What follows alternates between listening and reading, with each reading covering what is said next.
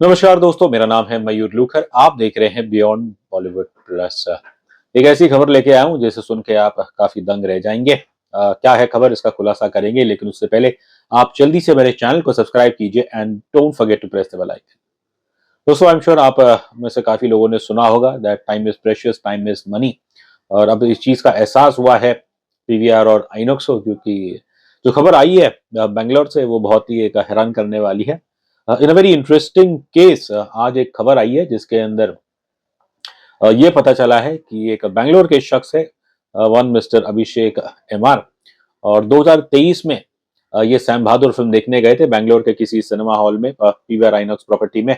4:05 का इन्होंने show book किया था।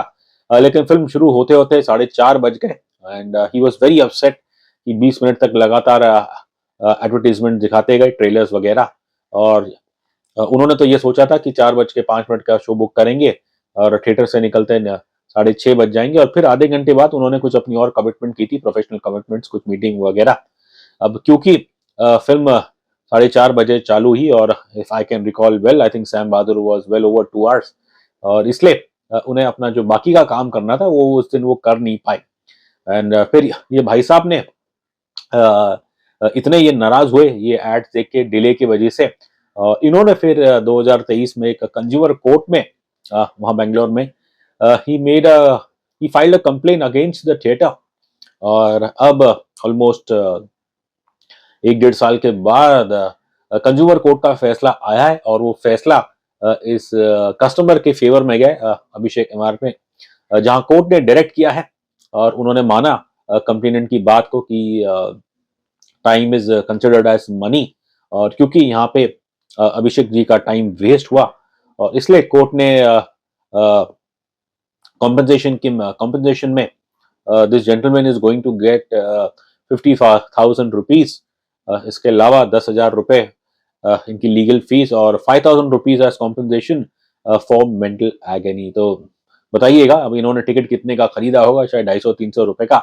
और बेसिकली अब 1 डेढ़ साल के बाद कोर्ट ने इनके हित में फैसला रूल किया है, और as compensation he is going to get all together 65,000 rupees. अपने इस वर्डिक्ट में कोर्ट का ये कहना था कि आप हैट्स दिखा रहे हो, लेकिन eight the expense of someone else's time. और सो ऑब्वियसली यहाँ पे पीवीआर आइनॉक्स उनकी बात नहीं मानी। आई एम श्योर पीवीआर वालों ने तो ये कहा होगा कि ये भी उनकी एक कमर्शियल कमिटमेंट है, क्योंकि वो पैसा लेते हैं एड्स दिखाने के लिए। मोस्टली तो फिल्मों के अपकमिंग रिलीजेस के ट्रेलर्स ही होते हैं, लेकिन कोर्ट ने उनकी बिल्कुल नहीं सुनी और ये कहा कि आप किसी और के टाइम पे बदले में, at the expense of someone else's time, आप ये जस्टिफाई नहीं कर सकते। और इसलिए apart from paying ₹65,000 to the complainant, यहाँ पे कंज्यूमर कोर्ट ने पीवीआर आइनॉक्स को फाइन किया 1 लाख रुपए।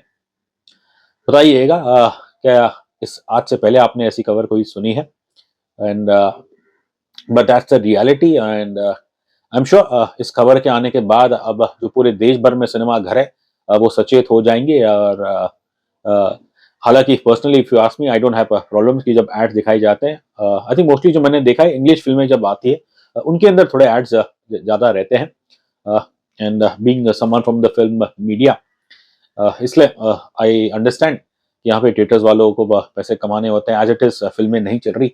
बट जैसे कि इस कंज्यूमर कोर्ट ने कहा कि आप पैसे नहीं कमा सकते eight the expense of others time.